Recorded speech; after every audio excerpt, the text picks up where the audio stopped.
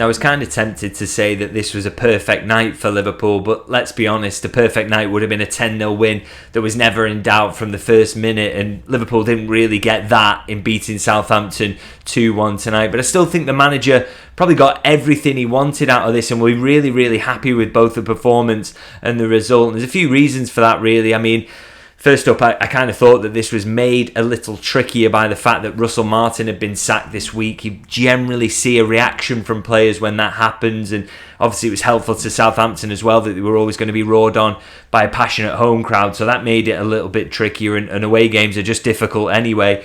Of course, also then you throw in the fact that the conditions were terrible, again, as they were the last time Liverpool travelled to Southampton and found it a little bit difficult.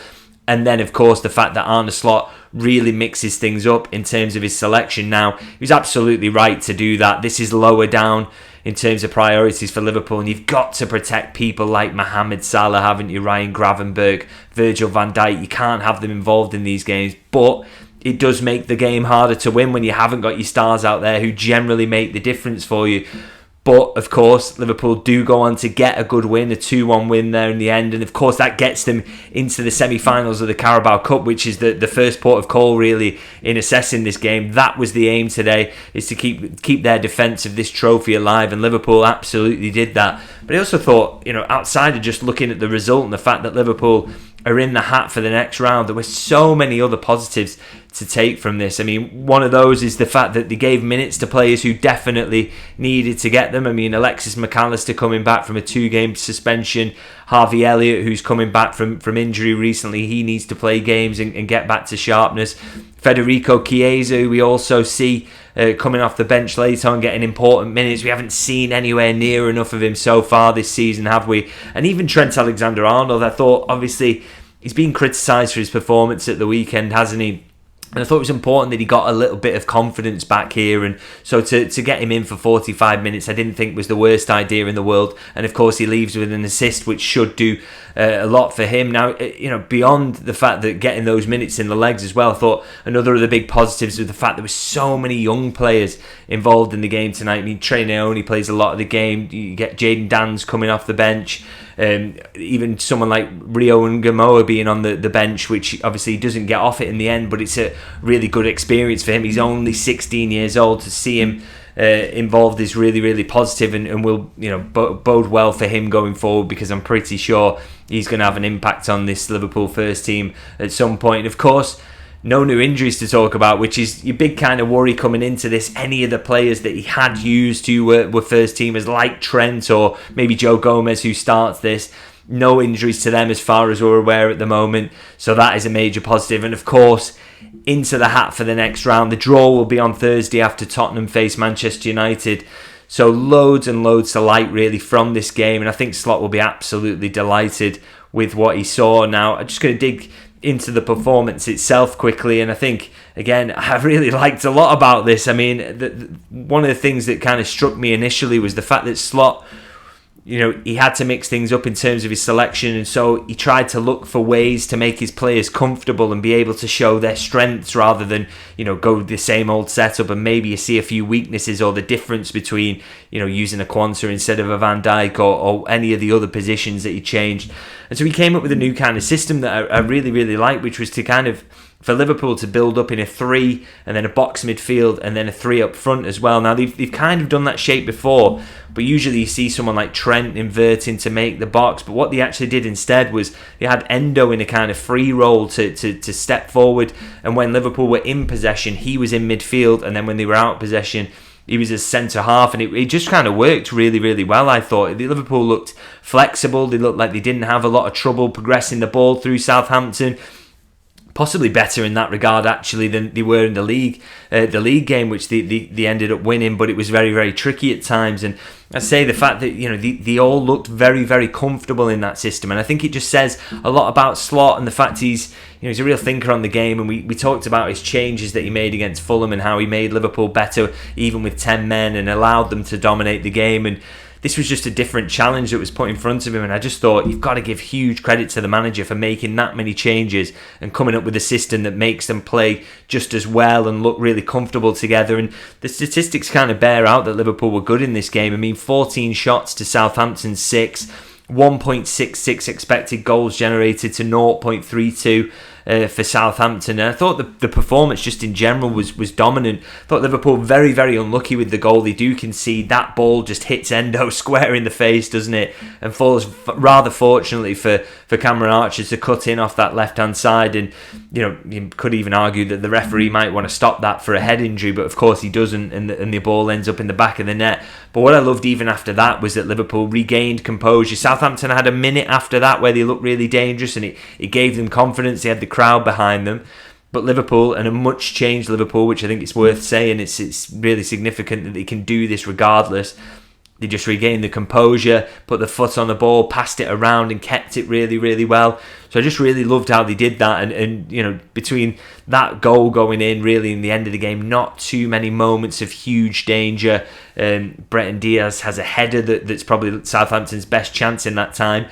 But the flag goes up for offside after, so it wouldn't have even counted. So just really liked the performance. And as I say, I think that's a real credit to the manager for coming up with that system, but also the players who came in and they did a really, really good job to keep Liverpool, looking like the same football team, really, which is a real challenge when you make so many changes.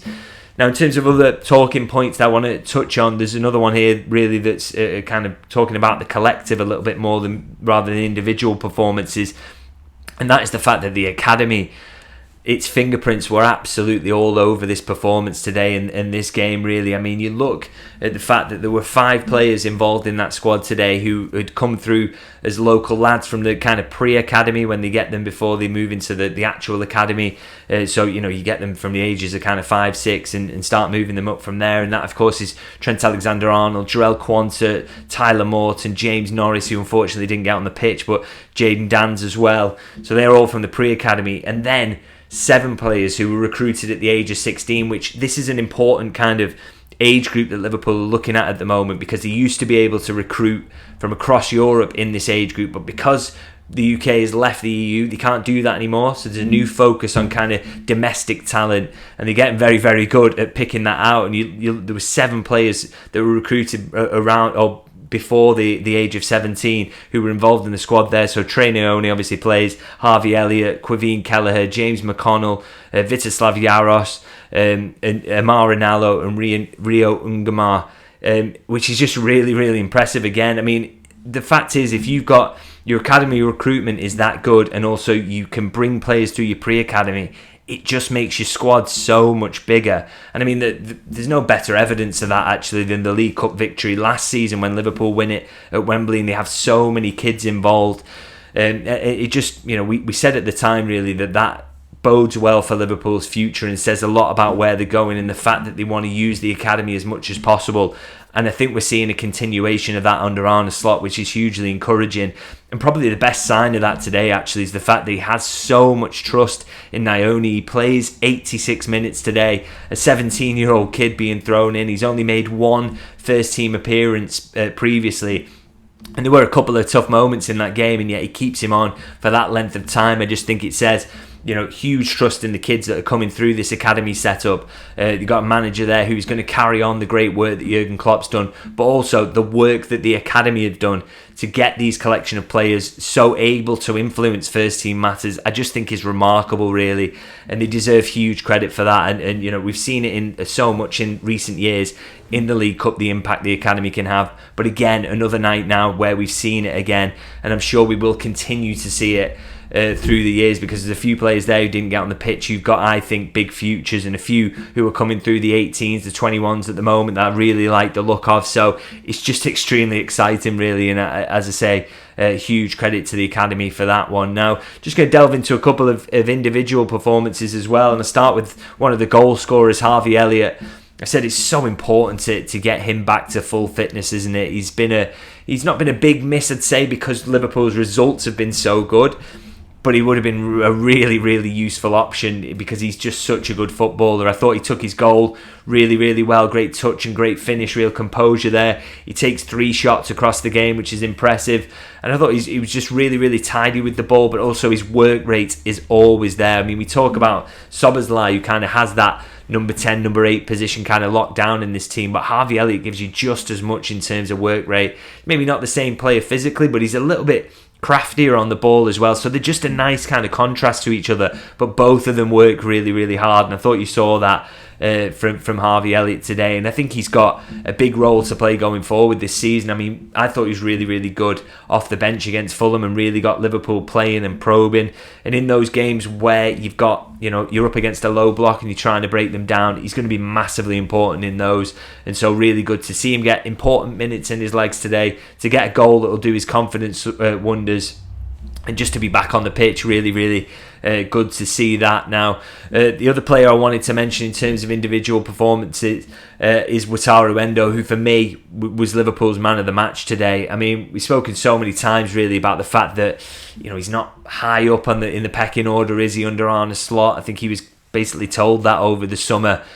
But he wanted to stay, he wanted to fight for his place, and surely now, with the way he's playing at the moment, he has to be considered for a few more minutes in the Premier League and the Champions League when those opportunities arise. It's such a, there's so many chances there to maybe give Ryan Gravenberch a rest if you pick the right games. Because I think Endo has proven time and time again when he's come in here that he's worthy of that. I mean, tonight his numbers are outrageous. 11 out of 13 duels won. I can't really remember talking about anyone winning that high of amount or percentage of their duels in a game. 4 out of 4 tackles won, 93% passing accuracy, and it was made all the more impressive by the fact he was in that kind of hybrid role where he was asked to be in as a centre half initially, and then also into midfield when Liverpool had the ball, and he just made this system work. Really, he's such an intelligent footballer, an absolute grafter. It felt like he was getting one stuck on him constantly by the Southampton players, but just kept battling away, kept winning his battles, and got Liverpool playing, and didn't give the ball away, or very, very rarely did it anyway. So just a fantastic performance from him. And again, I think it speaks volumes really about his professionalism, that he's been so rarely used this season, but then he can come in and put in a performance like that. And as I say, I think there's got to be opportunities to maybe bring him in from time to time to protect Ryan Gravenberch and just see a little bit more of him between now and the end of the season. And of course, Liverpool have got that two-legged semi coming up in I think it's end of January. The first leg will be in February. The second leg, will be in February. Endo's a nailed-on starter in those for me. But as I say, surely minutes for him also in maybe the Premier League and the Champions League, just to keep people fresh. And because for me, he just absolutely deserves it. Unbelievable attitude and a brilliant performance from him today, I thought. Now, just a couple of others that I kind of wanted to fleetingly mention in terms of performance, really. I really like what James McConnell did when he came on the pitch today. It was quite similar, actually, to what he did in the League Cup final when he comes on. He's so brave. He wants to take the ball in any position. He's got the composure to just spray it about. And that's just something I really kind of like about him, actually. I just think he's, even if you think he might not make it at Liverpool, I just think he's got a good career ahead of him. I just think he looks a really kind of smart footballer, and I think it'll do the world of good coming in like that. Well, it'll be interesting to see kind of what happens with him in terms of whether he goes out on loan in January, but I just think he's got a real footballing brain, and as I say, the bravery to take the ball in any position. So I really kind of liked that about him, and great to see him involved again, because it's been a while. He's had an ankle injury, but he's back now, and as I say, interesting to see what happens in January, or whether he'll want to be sticking around to be involved in that League Cup semi that's coming on. We'll have to see on that. I also want to talk about Federico Chiesa as well. I didn't think it was the best performance in the world, if I'm honest. When he came on, he looked, he was losing a lot of physical battles. Southampton were getting stuck into him, and he, missed controls a couple of times, and just kind of looks like he's trying to work his way into the pace of the game. But I want to say that is absolutely to be expected at this point. He's only just back to fitness. He's had a bit of a nightmare recently, hasn't he, getting himself back, and you'd expect that he's not going to be full sharpness at this moment. But there was a couple of moments in that cameo where he comes on, he gets a left-footed shot away that's heading for the bottom corner, but for a great block on the line, and then another shot that gets blocked on the follow-up there. And I think in that moment you kind of saw what he's about. He's two-footed, he can go either way, he can be dangerous when he's dribbling like that. And I think when he just gets a little bit more sharpness, just needs a couple more weeks in training, start to see him as a sub in maybe the Premier League and the Champions League games that are coming up, and then hopefully start to see the best of him. It's a big step forward this today, the fact that he's back involved now, and everybody's excited to see more from him. But I don't want people to go over the top about his poor moments tonight. And I think the positives, you could see them there when he was on the pitch, and you know, he gets them couple of shots away. Really hopeful that he will be an important player for Liverpool between now and the end of the season. And I also want to just quickly mention the fact that Trent gets that assist. I think that's good for him. I think Nunez getting a goal is good for him as well in terms of his confidence. I've spoken about him. I don't, you know, maybe he's not going to be Liverpool's long-term number 9, but they need him to contribute this season. They need him to chip in with goals like that end up being the winner. And you know, just having decent performances if he can here and there.